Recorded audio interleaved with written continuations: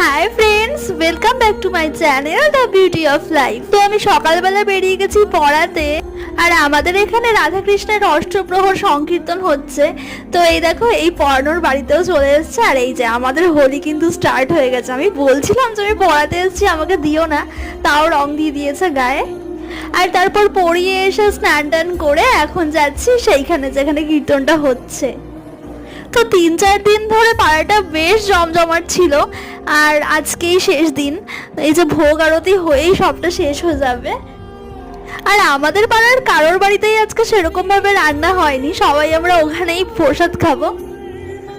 তো আমাদের পাড়ার সবাই মিলে আজকে গিয়ে খুব মজা করেছি। আর প্রসাদে ছিল খিচুড়ি, লাবড়া আর পায়েস।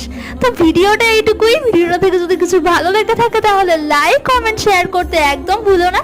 নতুন কেউ হয়ে থাকলে অবশ্যই একটা সাবস্ক্রাইব করে দিও। টাটা।